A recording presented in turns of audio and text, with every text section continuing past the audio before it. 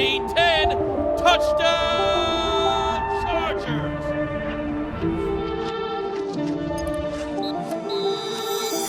What's up, guys? Welcome into a brand new episode of Chargers Weekly. We are presented by Splitero. As always, joined by the voice of the Chargers, Matt Money Smith, Jahleel Addae in the building. And Money, I heard a rumor that somebody's coming out of retirement. We're starting with Phil. No, this guy, right? You're coming out. Oh, you gonna play? You broke the news, Chris. You're a former Colt too. You broke the news. Right. Dang it. Jahleel, could you go right now? Could you go Sunday against the Chiefs? You want to see a back pedal? Yeah. You want to see a back pedal right now? I don't want to rip my Viore, so I'll chill. I don't want to see you blow a hammy. So chill. There you go. Coming up, we got Cam Dicker's going to join us. Really awesome interview with Cam. But let's rewind. Several heroes in a crazy, weird Monday Night Football game with a ton of turnovers, not a ton of offense, but in the end, Muddy, they got it done. Start with Jahleel, man. Yeah.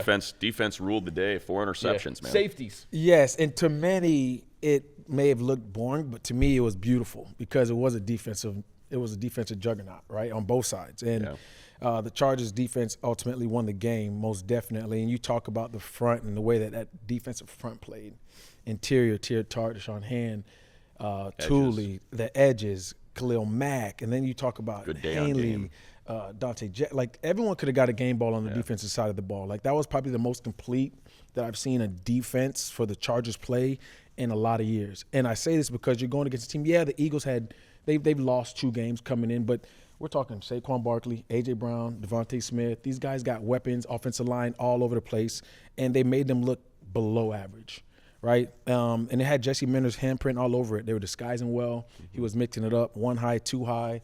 The DBs were communicating well, and like I said, the defensive front played their best game this season. Yeah, I mean, just you said it, Jesse Minter and what he was able to draw up. You thought about just the simulated pressures, and there was just so much to him, right? It wasn't just Deshaun and Troy, coming and then backing out, but it's sending Dayon from depth, and it's just you could tell how much he was muddying the picture and how much – and look, Jalen Hurts, the guy's played in 2 Super Bowls, won and is played at an incredibly high level. It comes in with just 2 interceptions, 17 touchdowns, and like you said, you can go through the name salad of how good this team is.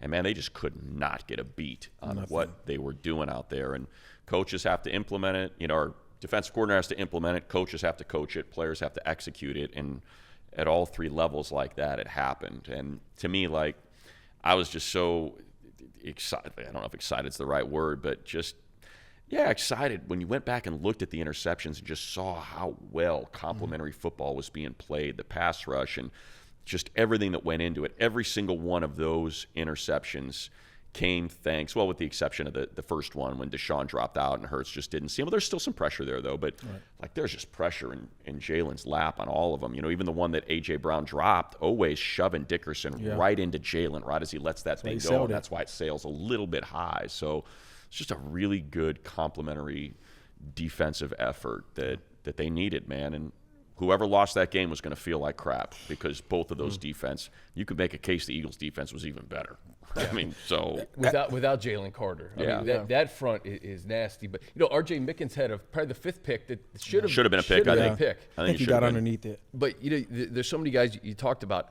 I start with Cam Hart. Yeah. Cam Hart had the interception, but probably the biggest play of the game was the pass breakup on A.J. Brown, and then obviously the tip to Tony at the end.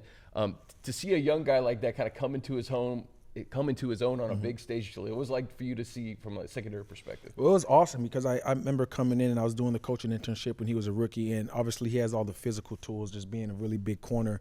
And this is kind of why Pete Carroll kind of implemented that big corner, drafting big corners, right? Not going for a corner if they're under 6 feet. And like you said, that outreach ball that he needed every bit of his frame to get to that ball. And I remember when he was a rookie, he has really good feet. Has really good hips, but I would always tell him, listen, your advantage is playing with your arms. Use your length. Make it a fight at the line of scrimmage. Make it a fight whenever you're fighting through the ball, right? When there's a completion, you're fighting him to the ground. And that's what he did against A.J. Brown. So it was obviously the credit's not for me. It's just for me to say that it's awesome to see him grow in that space. Yeah. And he's played really well all season long. He's a physical tackler. He's actually a really big hitter. right? He can cover tight ends. He can cover your number one. And it's really remarkable to see the way that he played. Because when you look at that interception, they were in cover 2, right? And what Cam did was he played from depth. So Jahleel really didn't know what he was in. So when Goddard went to the flat, Cam kind of stepped to the flat. Khalil Mack is pressuring him. So he thinks, oh, young corner, he stepped to the flat. It's cover 2. The shot's behind him. So he steps to the flat, and right after that opens his hips up. And at that time, it's too late. Jahleel already made his mind up. And then there you go with the tip pick, man. It was he baited him. Yeah. Like, people don't understand. He baited him. He knew what coverage he was. He disguised it well, and then he executed it at a high level. Yeah, and Dotson was open. That's a touchdown. He was open. That's a touchdown. Yeah. You know, he's got the angle, and you know, Tony's just a step behind. But you know, and like, to me, the big thing with Cam on those 2 plays that you talked about, the PBU in the end zone where he gets his hand in there, and his interception, is he got beat. Yeah. And he's not stopping. Yeah. And it's like, you always talk about Jahleel. You got to have a short memory, not just on to the next play, but in the middle of the play. You know, AJ gets that slant, and he's got 2 yards, and he's wide open, and he's got an angle, and he's going to take that thing. He's going to get it. It's going to be an explosive. Yeah. And what's Cam do? He keeps his eyes up, tips and overthrows, and he's there waiting for that interception.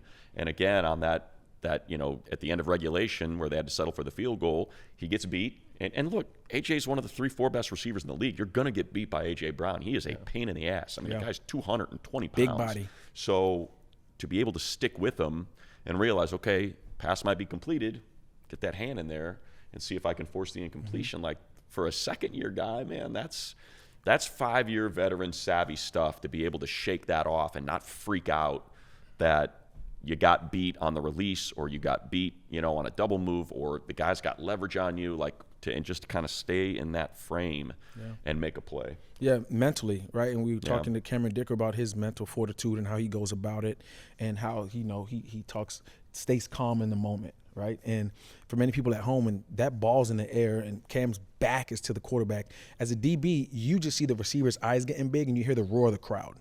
Right, you don't know where where the trajectory of the ball is. They call it playing through the basket. Once a receiver shoots his hands, you shoot his hands and you play through the breadbasket. That's what coach calls it.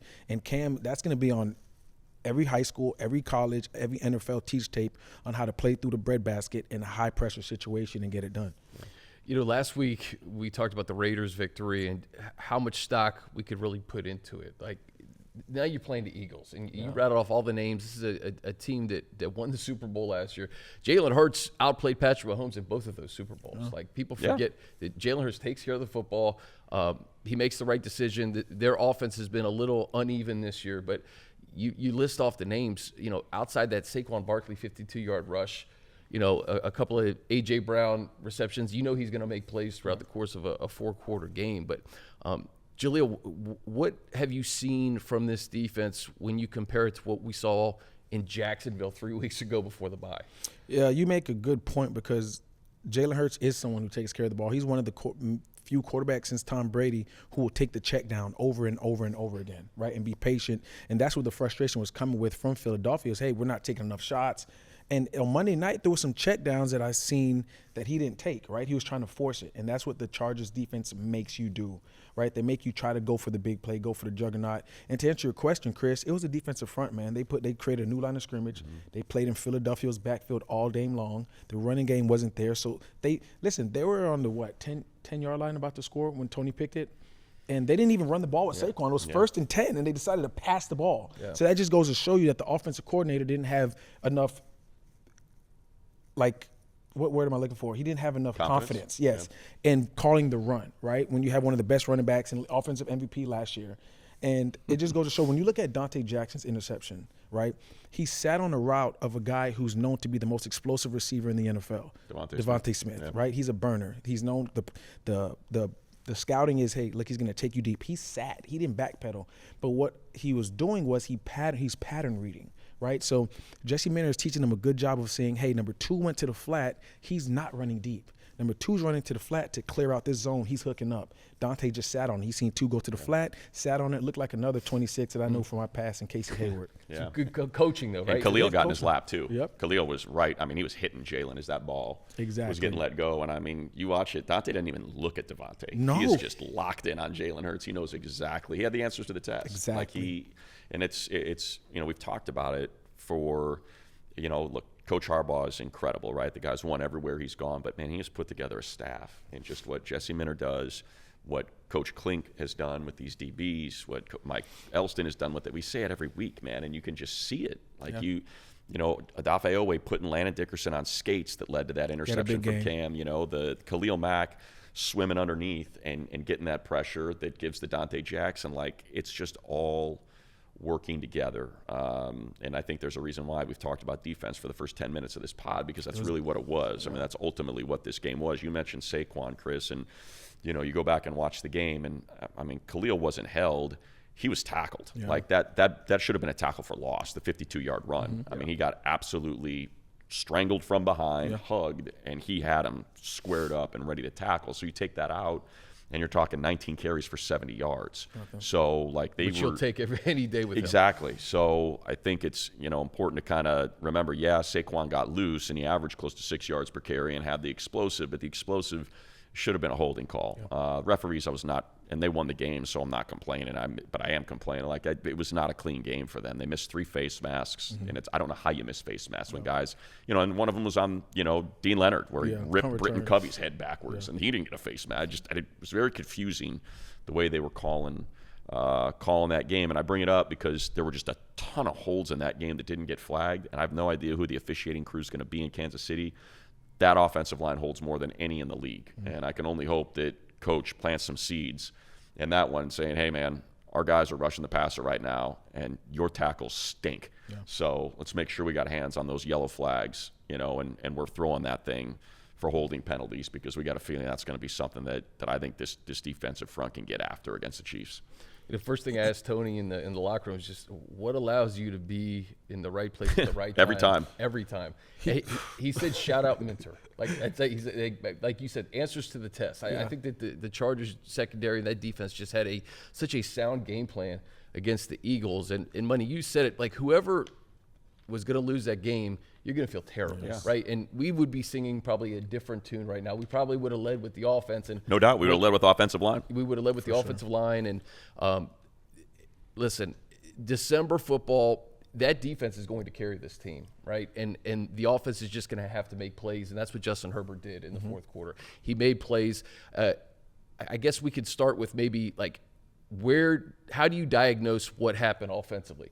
Offensive line, receivers not separating, Justin playing with one hand and really not being able to do much until late. Play calling. Or the play calling, right? Like where does I don't want to call it blame pie, but, like, how do you diagnose kind of the issues on offense right now? The elephant in the room is the offensive line. And I get it, the injuries. But if you watch, man, there was times where Justin dropped back and linebackers from the second level, he's blitzing and no one even blows.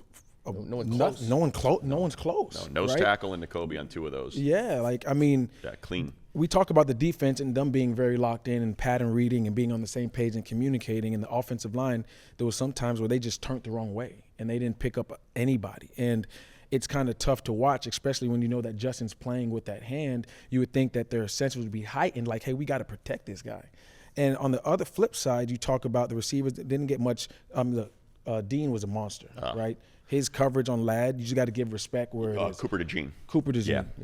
He was incredible in that game. He's a baller, right? And, you know, they have a really good secondary. Both of their corners, Quinyon Mitchell, their safeties are good. Blankenship, Epps, they're all really good players. The defense, like we said, we could talk about their defense all day long, but we're not, right? Kamani Vidal, I think right now, although Hampton's back and he's the workhorse, he's in a groove right now.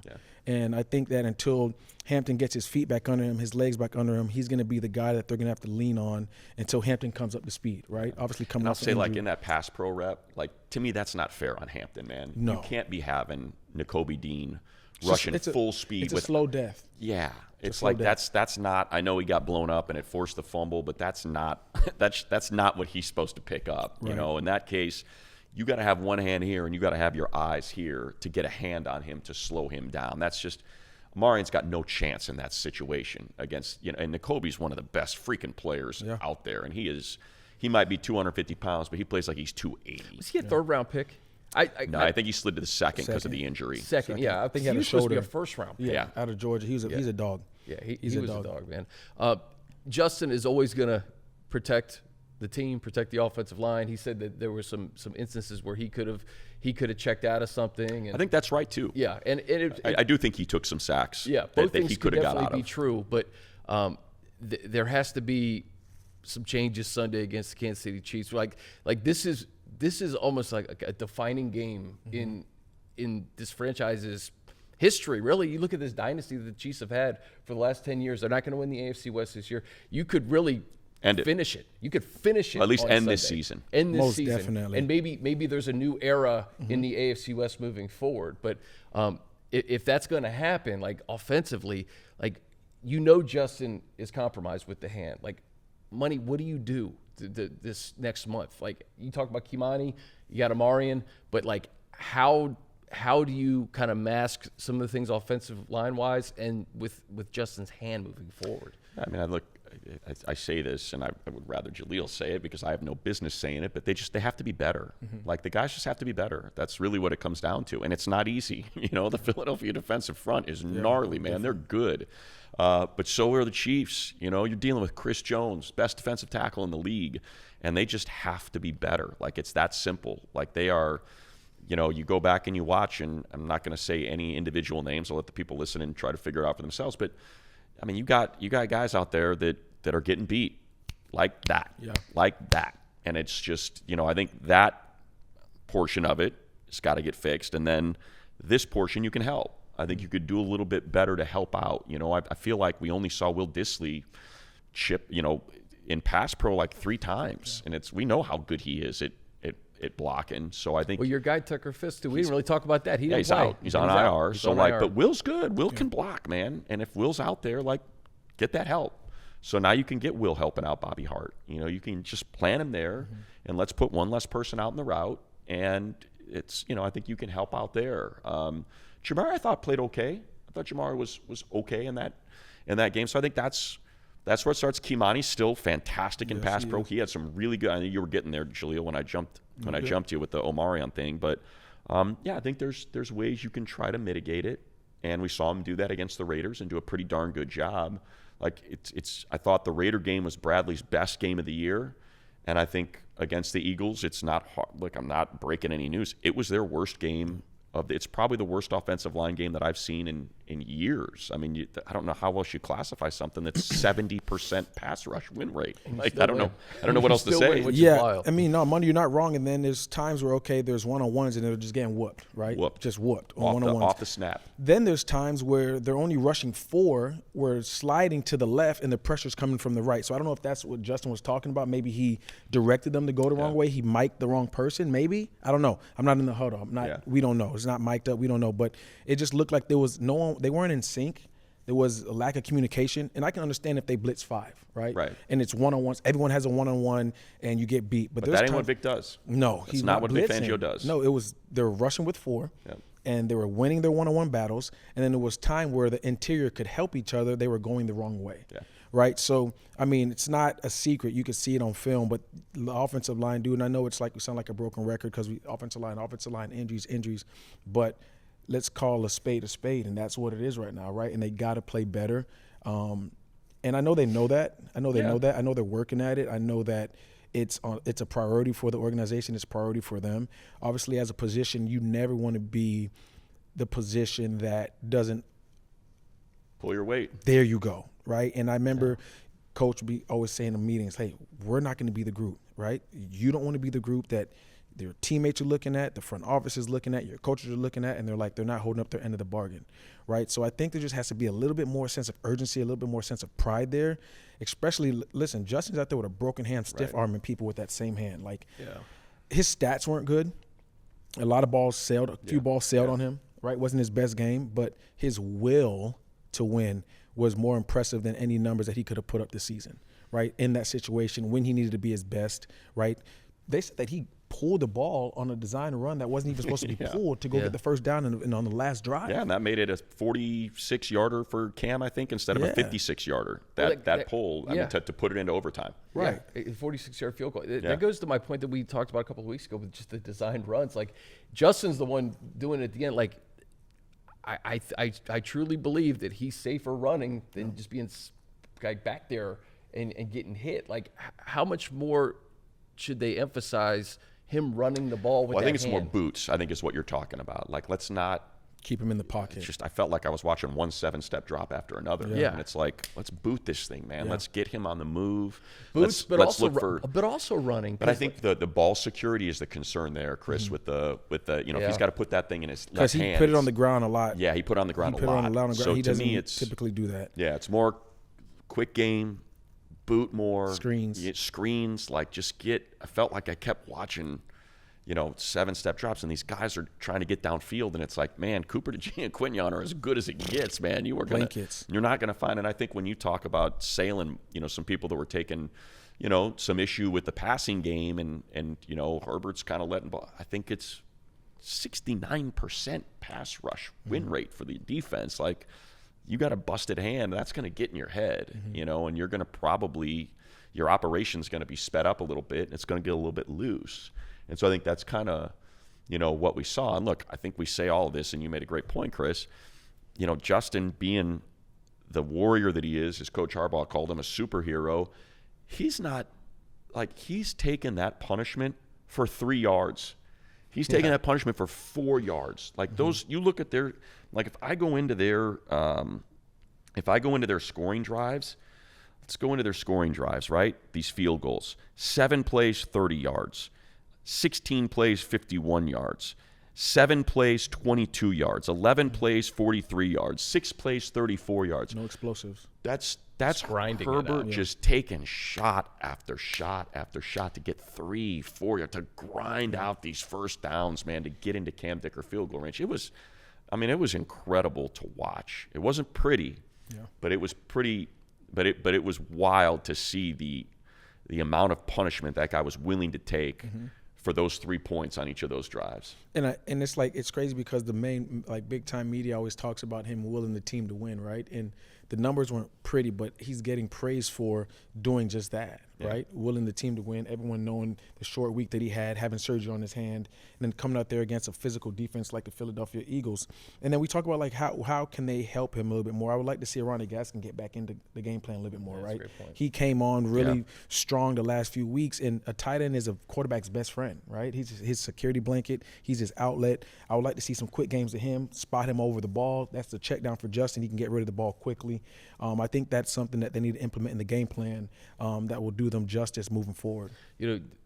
As we get into December and eventually the playoffs, Coach Harbaugh made a great point too. He's like, I don't really care about the stats. I care about the result. And the result is a win. Yeah. I remember in 2018 when you guys played with no linebackers. You find ways to win football games down the stretch by any means necessary. Is that Jalen Phillips? Is that who it was?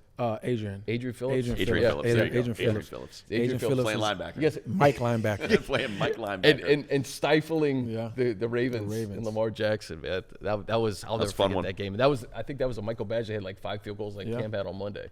But as we get into Chiefs week, and we'll get to Cam Dicker in just a second, but the offensive game plan moving forward, you said it, you got to just play better. Yeah. But as Amarian gets legs under him, Kimani, you can't say enough about what Kimani's done, from that 60-yard reception to start the game to the pass protection to kind of getting better as the game goes on with running the football. How much can you put it on Amarian and Kimani's plate moving forward, Money? And I think, to me, that's where it starts. Yeah. I think it has to. Unless the offensive line is going to start to pass protect better. Now they have struggled in run blocking too. That's been a bit of an issue. So I do think if you can, and look, there are very few people that have ever, schemed up football that call better run games than Greg Roman. He's as good as anyone at it. So I think he's in his workshop trying to get this thing figured out, and how he can get this now that you have 2 backs where you never take your foot off the gas if you're the defense. You can get gashed either way for explosives. And I think we saw that in that one run to the left edge by Amari. Man, it was a quick reminder, ooh, okay, this guy's got some get up and go. And, and you saw that between. And he's a guy that, when I was putting together the boards, I kind of forgot. You looked at his average yards per carry, and I think it was 4.3. I wish I could remember. I had it in front of me, but it was 4.1 yards after contact. It's just a reminder, dude, you can't bring this guy down. So it's there, it's there. And I think it's just, executing, man. Executing and I think trying to get a little more quick game in there. And, to me, like with Q in that game, when I'm talking about those boots, like it's hard to throw against Quinyon Mitchell and Cooper DeJean. Like those guys are that good. They're the second and I think seventh best corners by either EPA or opponent completion percentage. By those metrics, Adoree Jackson isn't. And so I would have liked to have seen just, hey man, let's take a shot. He's playing Q one-on-one. Let's just try to get this thing to breathe a little bit. Let's run a boot. Let's dump that thing down there and see if you can get this thing to open up. And I think for the Chiefs, knowing what Spagnuolo's probably going to do, and that's blitz the hell out of this team. Yep. Yeah, he's coming. I think you got to try to get a couple of those. If they're going to play man, let's see if you can just get a 50-50 ball. Q's been really good at those this year, and let's just kind of get this thing to breathe a little bit, man. And if you don't connect, you give yourself a chance of a DPI, right? And that's great point. That moves the ball down the field, but you have to give yourself an opportunity. Like you said, you got to stretch the field. I mean, it just seemed like the offense was very congested. Like there was a play where Keenan and bonked into each other. Keenan and Q ran right into each other. And that was Q, Keenan, and Lab were like all like within a couple yards of each other. That kind of summed up what like the offense felt like on Monday night, right? So I think they just got to get back. I mean, listen, they have the weapons. Offensive line has to play better, and they have called really good games this year. Yeah. Speaking of the coaching staff, they got to figure it out. Like 2-3 weeks ago, the Jacksonville game, the sky was falling, right? Yeah. The sky was falling, and now we're back on our high horse. This is what it is. It's the NFL. It's week to week. There's going to be tough games. There's going to be bad games. There's going to be better games, right? So this next one has to be their best one yet, right? It's in December, obviously against the Chiefs, which is the Chiefs, right? And you know what you're going to get on offense and defense. They know the Chiefs know the Chargers know the Chiefs, right? So it's who's going to execute the game plan, who's going to execute the game plan better, and who's going to win their one-on-one matchups, because that's what it's going to come down to. And I'll tell you, it's funny, like the shoe's on the other foot, right? Like every time these late games against the Chiefs, it's like, oh, this is a Chargers playoff game, man. They lose this, and they're not going to win the AFC West, and they're coming in and they're pulling out all the stops. Well, it's the other way around now, or at least it's even, right? Because Chargers win this, you essentially punch your ticket into the playoffs. You're in. For sure. The worst you could possibly have in your conference record is 7-5. Right. Or 7-4 would be or 8-4. I'm sorry, would be your conference record. That's with a tiebreaker. That's punt. You're in with 10 wins. Yeah. You lose this game and you're the Chiefs. You're out. Like you're not getting in at 9-8. You can get in at 10-7. If you can win it out, you can get everything to break right. You still have that possibility of getting in. Lose this, I think it's 1% season's chance. over. Yeah. I think it's so. I think there's two sides to the coin of the people that are talking about the Chargers. Like, hey, they have the toughest strength of schedule left of any of these teams. If you want to circle a team where you could be like, hey, slow down now. Yeah, they're the 5 and they're 9-4, but you're talking about four teams that are still alive for the playoffs. One with the best defense in the league in the Texans, one that has the best record in the AFC in the Broncos, a Chiefs team that's been to the AFC Championship 7 or 8 years in a row, whatever it is, and the Dallas Cowboys that have one of the most explosive offenses. So that's one side of the coin. Other side of the coin is no team has a better record against playoff teams than the Chargers. Yeah. They have a 750 win percentage against current playoff teams right now. So to pull the quote from Coach Harbaugh, guys just need to play their best when their best is demanded or when their best is needed, and they've been able to do that. Yeah, and this game is going to feel like it's going to feel like a playoff game. It's going to be a playoff atmosphere. It's going to be playoff intensity. So it's going to be a good one to watch at 10 a.m. It's going to be 20 degrees. It's going to be very cold. Let's talk about it on the other side of this interview with Cameron Dicker. Chargers Weekly is presented by Splitero, helping homeowners access their home equity with no monthly payments. Splitero offers home equity investments, a better way to access the cash you need from your home without getting to go through a bank. Get a lump sum of cash in exchange for a share of your home's future value. Pay off debt, renovate your home, and better your life. Get your free cash estimate at splitero.com/Chargers. All right, guys, as promised, very pleased to be joined by the nominee for the Walter Payton Man of the Year and one of the heroes from Monday Night Football. Cameron Dicker joins us. And Cameron, I have to say this, man, 5 field goals against your former team in a win. Where does that rank in terms of just like core memories of your NFL career so far? It's cool. I think that's it's one that's like, I mean, in the moment, you're like, okay, cool. You just won a game. But like, I don't know. I never get too high on things. Yeah. I think after the season I'll be like, wow, what a cool time. But like while I'm doing this, it's like ride through. I got to make a kick on Sunday, so on to the next one. Yeah, it's like it's cool, but doesn't really matter that much. Yeah. What's the because you hear it's a mental position, right? So is there a secret you have? Is there a way you approach it? Is it your natural demeanor? Because we see you during the games, you seem like nothing affects you on the sideline. You go out there, you bang kicks, and you're good. Are we seeing it right? Is that natural for you? I think naturally I was blessed with the ability to like not care. I used to call it like the I don't give a F factor of like I don't really care what's going on. If I miss a kick, like okay, who cares? It's kind of transitioned as I've become a Christian to like I understand that it's because I'm loved, and so having that aspect in my life, like it doesn't matter how I perform, I'm loved regardless of what happens. I have my close corner around me. I've God that's gonna love me no matter what. So it's like okay, go out there, do what I can, but I've prepared for the moment, and it's what I've prayed for, what I've asked for, and so I have all the confidence going out there that it's gonna work out. Cam, I seen the victory cam on the social media post, and you walked by and you had 5 for 5, right? And I loved it. And I'm at home watching the game with my kids, and I've seen all 4 of them go in, and then there was the last one, the 5th one to send them into I think it was the 4th one to send them into overtime, 4th or 5th one. And you just, like, to attest what Money said, you just look so calm, like you're out there, like it's practice, right? And this is big time Monday Night Football, playoff implications on the line, like, and the camera's in your eyes, and you just look like it's another day in the park.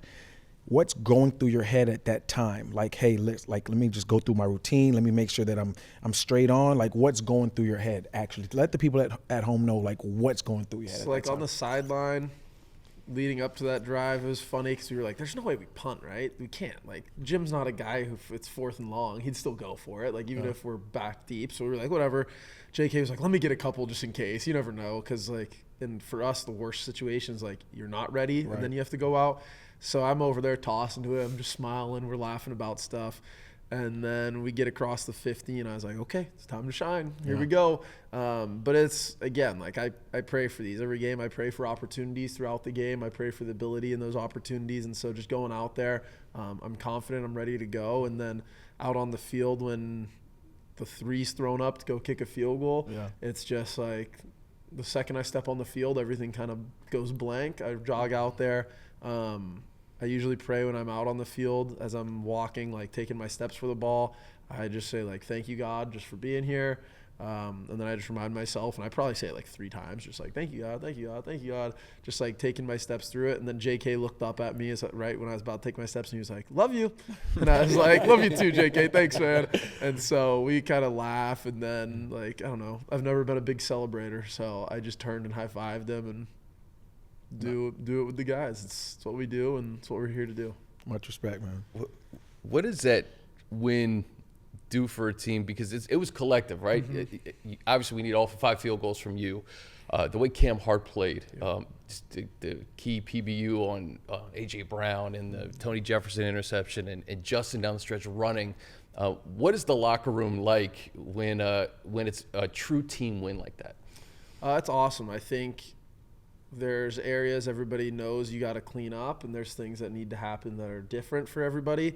But just the ability to kind of battle back and be able to rely on each other and understand, like, hey, we're all here for each other. We're going to push through this game no matter what is huge. And then just, again, you just see the fun that it brings, right? So being able to enjoy that time with each other, enjoy the locker room is what this whole game's about. I think everybody, when they're done playing, is always like, enjoy the locker room. Like, the field stuff's cool, everything, but the guys in the locker room, you need to enjoy your time there. And so I think this team does a really good job of having fun with each other.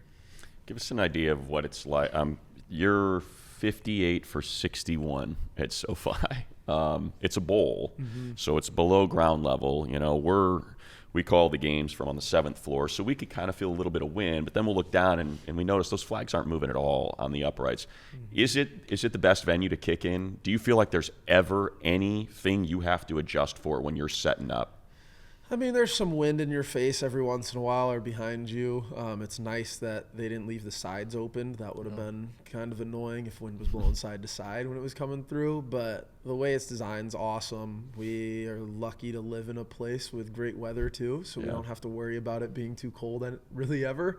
So it's a huge blessing for sure. Like the Eagles kicker Jake, he was like, man, what a place. This is awesome. Yeah, right. Because their last 2 games have been like 40-mile-per-hour winds. So he's like, this is awesome. Like, I don't have to really think about things. I get to go line up and just hit my kicks.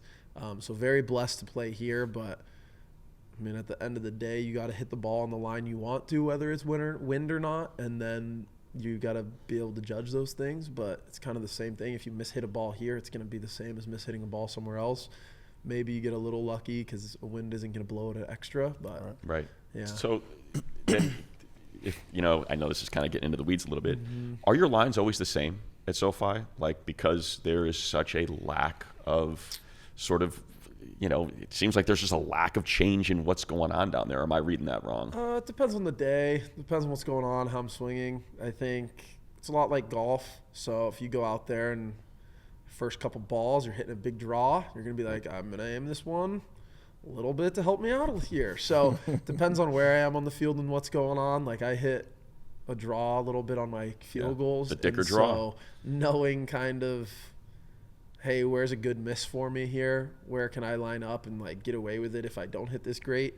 And then also if the ball does fly straight, like I need to make sure it stays in. So being able to play that and so it all just kind of depends. So, Dicker, you said you're not a big guy of like celebrations. I'm growing up in Tampa. I grew up watching Martin Gramatica. He's a big celebration. He was a big celebration guy. That would be the right? antithesis. They called him Automatica. And obviously, like Adam Vinatieri was a really good kicker. Like when you were growing up, right, and you were coming up in the sport, was there anybody you like specifically looked at and said, hey, I want to model my game after them. I want to be clutch after them and have that gene that they have and making those big time field goals in big time situations? I didn't really watch football. Zidane. So, like, watched a lot of soccer. Yeah. But, like, the kickers I knew of that I was, like, I guess would watch every once in a while or see things about was Justin Tucker. It was, like, his reign at that time. So, seeing kind of what he did, but I never thought about being in this position. This was never, like, the dream of mine. Yeah. God just opened doors, and I just kind of walked through them and was ready to go. But I would say Justin Tucker's probably the name, I guess. Texas guy. Yeah, Texas guy, so it helps out. But that's probably the guy. We need some Gramatica. You know what? Don't celebrate. No. Keep doing what you're doing. Listen, he did. Did he like Was it him or his brother? I think his brother. One of the two. If I need to celebrate, it's going to be because I just made a crazy kick. I don't feel like I've attempted anything. Like if I hit like a 65 plus, there's a chance I celebrate. Like if I hit like a big kick, I don't know. It's what you do. It's what like you do, baby. It's like my job. I'm expecting to make a kick. And like some people say it's cocky to say that. But it's crazy because I always would say like people are like, what's the one position you don't want to play growing up and playing ball? I'm like, I don't want to be a kicker. It's like because when you miss it, everyone hates you, and then when you make it, it's like, oh, that's your job. That's what you're supposed to do, right? And it's like when I'm playing DB and I get a PBU or interception, they're like, that's your job, but I want to show my behind, right? Yeah. So, I mean, everyone's different, right? And they show different emotions, but I think it's just really cool that you have that presence about you to be so calm under pressure. The way you are, be efficient as you are, and continue to do what you're doing at that high level. And you're the most accurate kicker in NFL history, correct? That is correct, so by a wide margin. Tip your hat, my brother. Thank you. Yeah, tip your hat. Kev, what's the biggest difference between kicking a ball at SoFi and doing what you're going to do on Sunday in Kansas City, where it's like, I think it's like 20 degrees and it's cold. It's 19 at kickoff. 19 at kick. Week 18 in Denver, who knows? But kicking in really cold weather, which you guys will probably have to do down the stretch and maybe into the postseason too. You got to handle it better than they do. There's nothing really like here we can do to prepare. Like I said, we're in a pretty awesome spot. So weather's like 70 degrees here and sunny, so it's awesome for us. But going into those games, it's like you show up, you got to figure it out on game day, and then it's what we get paid to do. You got to do it better than the other guy. Is it harder to kick in cold weather? They don't go as far just because it's like a firm, it's a harder ball, so it's just like kind of a rock. Yeah. But the ground's a little different too if the ground's firm, so you got to be a little smarter on how you're planting and doing things, but it's all things that I'll work through pregame, see what's truly affecting me, and figure it out. Ranges change for sure, but yeah, we're gonna go kick whatever I get sent out to kick. Do you remember all your kicks? Like, do you know what you've done at Arrowhead in the past? No clue. I know one kick I've hit at Arrowhead. I hit a 55-yarder at Arrowhead. Correct. Right middle, I think. Yep. That was with Staley. I just have 2 for 2, long at 55. I think that was with Staley. I've only hit one time at Arrowhead before this. It says you played 2 games there. Yeah. Last year, I don't think it was. Last year, I hit a ball that landed short of landing zone. Sick. But no, I mean, I don't really remember too much. Like, I kind of do, but that's about it. So you brought it up, how with the dynamic kickoff. It seems like you're really trying to place this thing. Is it hard? Is it like, what happens when we see you kind of like bonk one out of bounds, or it's short of the landing zone? Are you just trying to drop that in that precise place? And it seems like that's a lot harder than it used to be. It's just a little different. Made a couple mistakes this year on some kickoffs. Happens. But it's like I said, I don't really care. Like, it sucks, but at the same time, like, I know I made the mistake. It's like, what am I going to do about it now? Right. Sure. Got to fix it on the next kick. And so found ways to try to minimize that. And then sometimes it sucks because you're like, man, I really nailed that. That was perfect. But the guy catches it down low 1 yard deep. And it's like, oh, now he's going to knee it and take a knee, and it's out at the 35, when if he caught that at his chest at the 2 yard line, like, he's at the 2 yard line, he's not taking a knee. So it's like, sorry, like, is that my fault? I don't know. So it's like finding ways to do it, because you don't want to hit it to the 10 yard line where now they're starting to run at the 10. And you're like, okay, we just gave him free 10 yards, 8 yards. So finding that balance and then letting our guys go attack it. I think we have great guys covering kicks, and so I need to make sure I do a great job letting these guys do that as we get later in the season and let them show what they can do. But it's definitely been a weird change. I love that you have that attitude, because I can then ask and phrase it this way, because I got a laugh out of it. Like, when you drilled that ball into a Boygby and he didn't even flinch, it was kind of hilarious. He just turned around and looked at his ankle. You booting a ball right into him. He's just like, what was that? Yeah, he was like, huh? That was pretty funny. I kicked it and I was like, oh, man. I always like cover my mouth after that with my mouthpiece, because I'm like, boy, I know this is zoomed in on my face right now. I'm just like, damn, obviously that's not great, but like something I kind of smile about, and I'm like, well, out of the next we move on, and so far our defense has been killing it after those moments, and I walk over the coach and I'm like, man, maybe I should do this more often, because our defense plays really well when they have a tough place to start. So it's been funny, but it's obviously things to clean up, but it's part of it. I think I got the answer to this question, but I'm going to ask you anyway, like, because of your mindset. Obviously you didn't grow up around the sport, and you said this is a dream definitely come true for you, but now that you've been around it for so long, if you didn't play kicker, right, what position would you play? This is so lame. Punter? No. No special teams. No special teams. Oh, special teams off the table. Special teams are off the table. Off the table. And I've been my whole life training it, or like you saying, like, right now I had to go play it? Whole life training it. When you started training for a kicker, knowing what you know now, being around the sport. And it had to be something else. So I always have a nightmare that I'm a running back. So I'll say that, just because it's a hilarious nightmare. I like legit wake up and it's after I'm in a huddle. I've had this multiple times. I don't know why I'm so afraid of it. But I'm in a huddle, and the quarterback, I don't know who it is. I'm looking at the ground, and they're like giving me a play, and it's just mumbo jumbo in my ear. And I'm just like, what's happening? And I just line up randomly, and he's like, no, other side. And I jump over there, and then they just snap the ball, and I'm like, am I supposed to block? Am I getting a handoff? So I like fake that I'm getting a handoff, because I'm like, maybe he's going to hand it to me. Never hand it to me in my dream. And then I just run a route, and I wake up. And so maybe a running back. That'd be kind of funny. I feel like I've hit my head a little too many times for that too, though. So I don't know. I love the answer. I thought it would maybe a DB, maybe not being biased, but just because DBs have to have a very short memory. 100%. And have to make sure that whatever happened before, you forget about it and move on. And that's the same mentality that a kicker has. So if I could change my athletic ability, I know. I was going to say, I haven't seen your hits. I think there's some things I'd have to change athletically to be a DB. I'd say you guys are probably the freakiest athletes on the field. I agree with you. I agree with you. But yeah, I think mentally a DB is way more where it's at. Or I mean, quarterback and DB like, for sure. They also have to be like, well, oh shoot, whatever. Yeah. But a DB would be a lot of fun. Most definitely. Mm-hmm. Cameron, I have to admit, last week I was getting a little glassy-eyed watching the video of you Me too. getting the nominee for Walter Payton Man of the Year. Second straight year, obviously well deserved, but to get the message that you are the nominee in that fashion, how do you reflect on that day? That was awesome. It was crazy to have those kids do that video and just hear what they've said.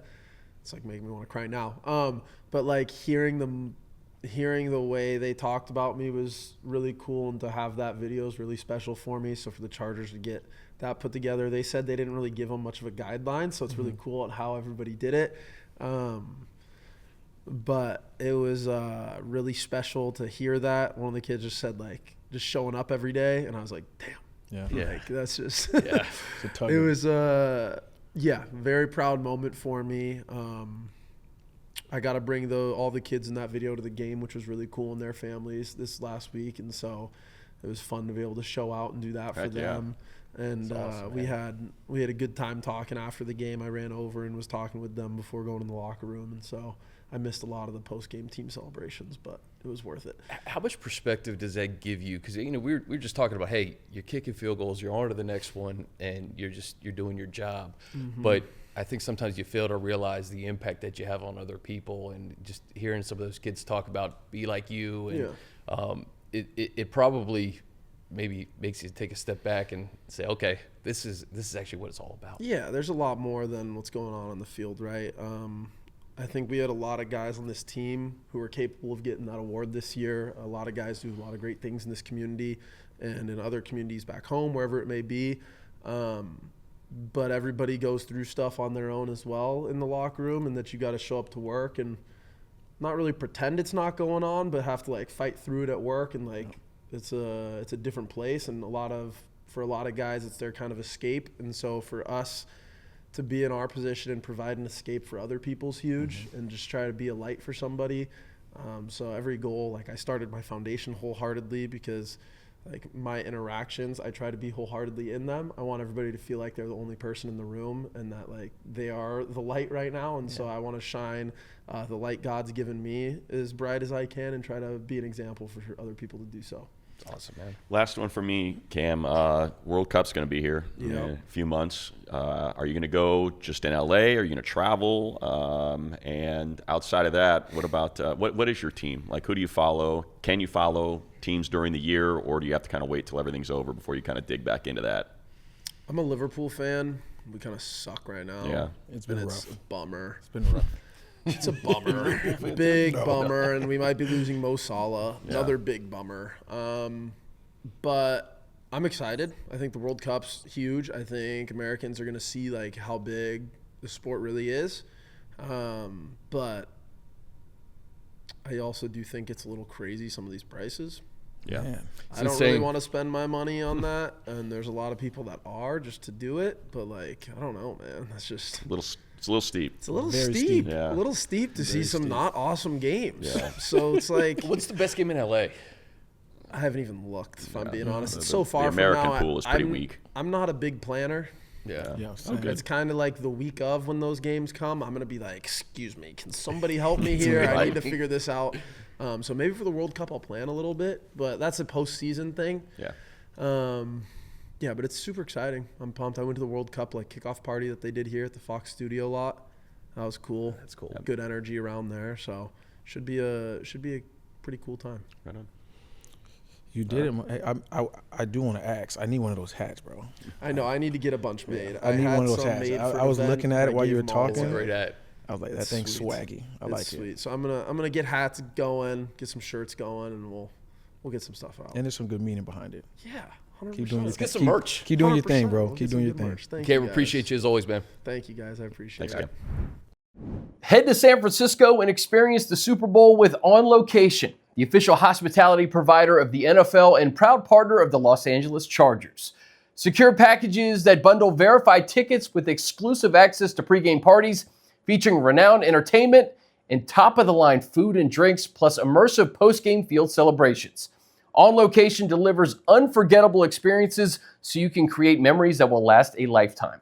Visit onlocationexp.com/SBLX or call 877-373-5062 to secure your ticket package today. Well, if you're going to win against the Kansas City Chiefs, pretty good weapon to have in Cameron Dicker, Jahleel.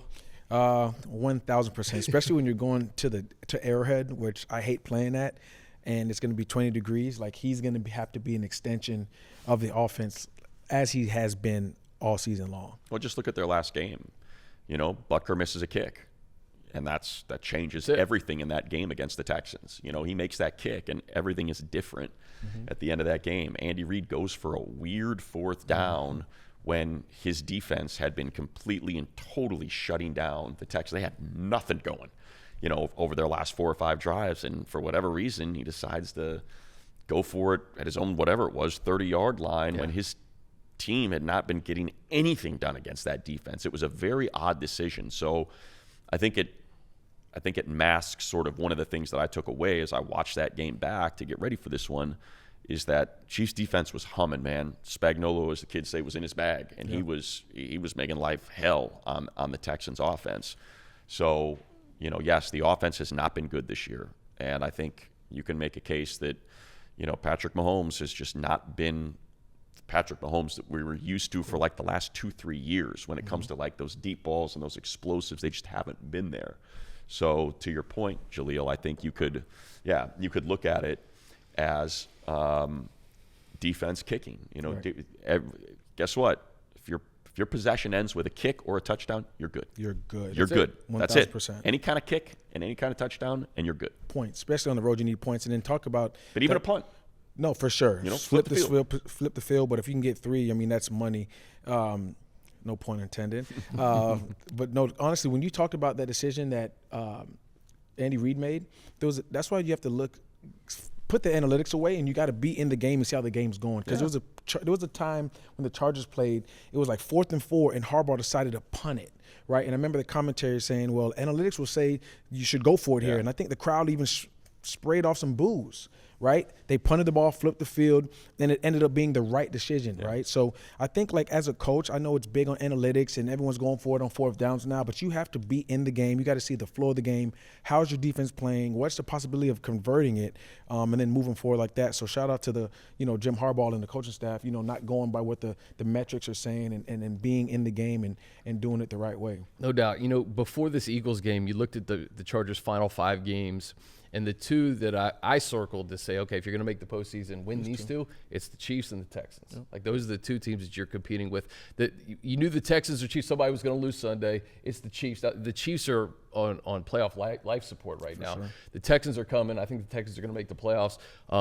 Phillip Rivers is basically the one wild card in all of us. Like the Colts are 8-5. They have a game against the Seahawks on Sunday. They play the Niners, and then I think they play the Texans week 18. I think the Jags week 17. So that schedule is not easy for any quarterback. The Jags coming are in. coming A guy who hadn't played in 5 years. But for the Chargers, if you beat the Chiefs, like you said, you essentially punch your ticket. Yeah. You know, a loss that actually puts the Broncos in prime position to win the West before Week 18, and who knows who they're going to play if they have home field at stake. I think they probably play everybody. Oh, no doubt. You have to. You know, there's only one bye. Yeah. No better way to make the Super Bowl than not having to play an extra playoff game. But buddy, think of all the games that you've called at Arrowhead, and you know, for this to be really a defining moment, I think, for both franchises. Like, you know, if you're the Chargers and you get to 10 wins with a win on the road against Patrick Mahomes, essentially ending that dynasty, because that would mean they don't go to the postseason. Right. I mean, like, that's a win that would probably be this. I don't know if you could say this is the most important game in the Jim Harbaugh era, but I would say it's right up there. Yeah, I mean, look, it's division. It's a division rival. It's a division rival that's beat the snot out of the division since Patrick Mahomes became their starter in 2018. They've been to every single AFC Championship game since then. You know, they've been to 5 Super Bowls. They've won 3 of them. And you have a chance to be the team that ends it. Mm-hmm. You know, that for all intents and purposes, not officially, legitimately, but yeah, ends it. I think that's exciting. That's what Coach Harbaugh's all about, man. Like, competitors are welcome. It's like, you mean to tell me we're the ones that get this opportunity? This is what's been presented to us. Now, there's, again, to use the same stupid cliche, 2 sides of that coin is, you know, champions do not go quietly. There's a reason why they're champions, you know, and you're going to get it all. You are going to get the full Patrick Mahomes experience. You are going to get the full Steve Spagnuolo. Who knows how many blitzes, where it's coming from. Like, it's basically wounded animal backed into a corner that's fighting for its life. Mm-hmm. And I'm sure they're going to be ready to play against that and will be prepared for it, which is why I say I think I have full confidence in this defense based on the way that Jesse Minter had them play and the way they set those edges, and they weren't too aggressive, and they were, you know, how many times we see a Chargers defensive end that was here for a while just crash thinking he's going to make that hero play, and here comes Patrick Mahomes rolling to his right, downfield, game over. Like, that Brazil game was like, okay, here we go. Just, you want to dump that thing in the middle? Go ahead, man. We are not letting you peel out of this pocket. And so to have Khalil and Owe and Tuli out there to be able to prevent that, I've got full faith in this defense to be able to make this a nightmare for that offense. Is the offense ready to play some complimentary football? Jahleel, sure. I always say with this Chiefs team, it's like I need to see 000s on the scoreboard to know that they are officially dead. From a player perspective, playing on Monday night and having all that energy and a physical Monday night game, and then having to go on the road against the Chiefs, like, how difficult is that for a player to not get up for, but just to kind of, from a physical perspective? I think you've seen, I don't even think they're in pads this week, so I think Harbaugh understands the physical toll that they took, right? So it's going to be more of a lighter week on the physical side, but the mental sides are going to be packed heavy, right? And that's the right way to do it in December. Like, I think even in the CBA, there's only so many padded practices you can have, right? So they're going to be fine. Like, it is December football. No one feels good. Everyone's injured. Everyone's banged up. The Chiefs are banged up. They don't feel good. So it's going to be one of those games where you go into Arrowhead Stadium and you know you're hated. You're going to hear that war chant. They're going to throw things at the bus when you're pulling in, right? It's going to be an atmosphere that you have never been a part of. And I love playing at home, but there's something special about going into an away stadium when you're hated. Especially that one. Right. That one with your brand of brothers and coming out with a victory. And I think there will be no better feeling for those guys. They go in there on Sunday afternoon and pull that one out. I mean, look, the Chiefs got the crap kicked out of them too. They did. Like, that's the one benefit is, you got kind of hosed on the short week against one of the most physical teams in football. Think of the opposing defenses that the Chargers and Chiefs face. Yeah, and it's like, well, at least the Chiefs played the Texans, who beat the crap out of them that whole game. I was just kind of looking at the team stats. They only averaged 4.3 yards per play. Is McDuffie out? McDuffie is limited this week now, so I think he's going to play. Playing. He's going to play. It's the offensive line. You know, they're down set. They you know, Jawan Taylor, I think, was back. I don't know if he practiced, if I remember right, but they were down both tackles. I do think Trey Smith's going to be back, which is a huge boost for them. I thought Pacheco ran the ball really well in that game. Kareem Hunt's physical. He's a very physical back that's going to get you a couple every time they hand it to him. But, man, I'm looking at it, 4 of 14 on third down, 1 of 3 on fourth down. They had 13 drives and only got 274 yards. Like, they got beat. Is Rice still in concussion protocol? No, he was limited. Okay. So, and I don't think you're not limited. Dude, that hit on that Petrie laid on him. Man. That's my brand of football, baby. Right? Yeah, yeah. But, like, that's the thing is look, she's a good player, man. But, like, they keep drafting or signing these small, fast guys, and same. And it's just not working for them. You know, it's like, I think they forgot. Like, yeah, Tyreek is a 4.2. but he's thick, man. He's a bully, and he's just a unicorn. It's different, and you can go out and get Tyquan Thornton and Hollywood Brown and Xavier Worthy and these 4-2 guys, and it's just if they can get knocked off their line or if they're not clean, like Rasheed can really run routes, man. Like he's a handful, but like to me, I think there's opportunities there for this to be more of a fair fight than we've had in the past. Yeah, but because Mahomes reminds me of Josh Allen, where most of it's not really timing with him. Right, it's more scramble, get open, backyard football. Kelsey plants his foot, goes left, plants his foot, goes right. Xavier Worthy goes deep, right? It's not a timing offense, right? And it's similar to the Buffalo Bills. So we have the defensive line to take care of that, right? And you've seen what it looked like in week 1. Yeah. And I'm pretty sure that's the film that they're watching right now. Obviously, the last 4 games of what you're scouting, but you're going to look at how they try to attack you in Brazil, what worked, what didn't work, right? And adjust your game plan off of that. But I'm excited. It's a place where I'm very familiar with. I know the atmosphere that's going to be taking place there. I know what the players are feeling like right now in December. And right now, from this game on, I mean, Monday night, it's playoff football, right? This is playoff football. These are 4 playoff football games, physical aspect of it, the mental aspect of it, and people are going to start running faster. They're going to start hitting harder, and it's going to get into crunch. It's going to be crunch time, right? So if you're a football fan, this is the best time of the year. Jim Harbaugh's 8-2 against the AFC West in 2 years. The 2 losses came to the Chiefs last year. One was your doink field goal and a limited Justin Herbert on basically one leg in week 3 from being 10-0 against this division. These division games, from your perspective, Jahleel, like it seems like it's a big difference between playing the Philadelphia Eagles, who you see once every 4 years, and a team that you're so comfortable with. Like, you know what they're going to do. They know what you're going to do.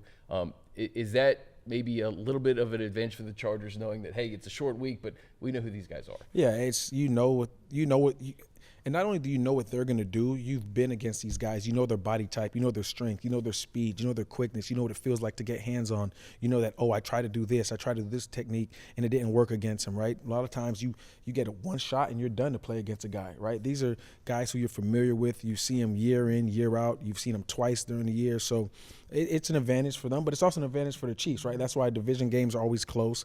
That's why they're always nail-biters, because they know each other, right? And that's what makes it so beautiful, and it's heightened because they know that the playoff implications really matter when you're playing in your division.